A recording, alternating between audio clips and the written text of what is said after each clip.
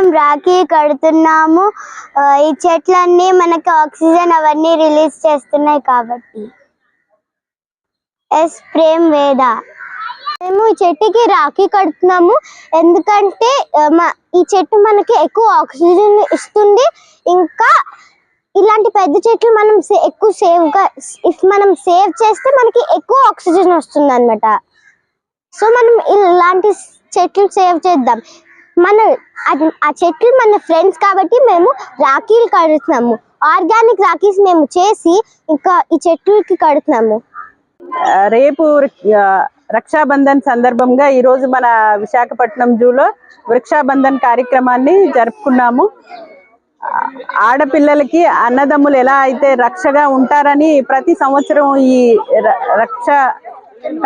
రక్షాబంధన్ పండుగని జరుపుకుంటారో అలాగే మనకంతా ప్రాణవాయువుని ఇస్తూ అన్ని రకాల సదుపాయాలు like food, weather, climate correct గా ఉండడం కోసం ఆక్సిజన్ ఇవన్నీ కూడా మనం బ్రతకడానికి అవసరమైన అన్ని రకాల సేవల్ని మనం చెట్ల నుంచి పొందుతున్నాం. కాబట్టి ఈరోజు వృక్షాబంధన్ కార్యక్రమాన్ని మన జూలో జరుపుకుంటున్నాము. ప్రతి వృక్షానికి ఒక రాఖీ కట్టి వృక్షాబంధన్ కార్యక్రమాన్ని జరుపుకుంటూ అది మనకి ఏ విధంగా చెట్లు మనకి ఏ విధంగా ఉపయోగపడుతున్నాయి కృతజ్ఞతగా మనం చేసే ఈ కార్యక్రమానికి అందరూ సహకరించి చెట్ల యొక్క ఉపయోగాలను తెలుసుకొని ప్రతి ఒక్కరూ ఒక చెట్టు నాటే విధంగా ప్లాన్ చేసుకుంటే మంచిది.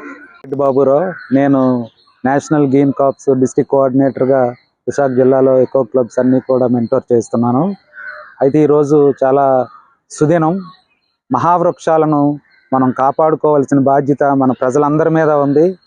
ఈరోజు మన గ్రీన్ క్లైమేట్ టీం వారు అదేవిధంగా జూ సిబ్బంది కలిపి ఇక్కడ ఒక కార్యక్రమం ఏర్పాటు చేశారు, వృక్షాబంధన కార్యక్రమం. అయితే మహావృక్షాలు లక్షలాది జీవరాశులకి ఆశ్రయం కల్పిస్తున్నాయి.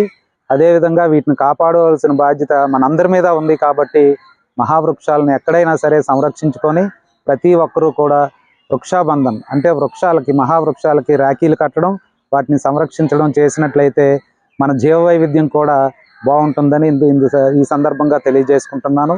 అదేవిధంగా ఎలాంటి కార్యక్రమాలు ప్రతి ఒక్కరూ చేపట్టాలి. దీనికి మన గ్రీన్ క్లైమేట్ టీము మన విశాఖపట్నంలోనే ఆదర్శంగా నిలిచి ముందుకు తీసుకెళ్లేందుకు ఆ రత్నం గారికి అదేవిధంగా వాళ్ళ సిబ్బందికి కూడా ధన్యవాదాలు తెలియజేసుకుంటాను. జూ క్యూరేటర్ సలార్ గారికి అదేవిధంగా ఇక్కడ దివ్య గారికి అందరికీ కూడా ఈ కార్యక్రమం ఏర్పాటు చేసినందుకు ప్రత్యేకమైన ధన్యవాదాలు తెలియజేసుకుంటున్నాం.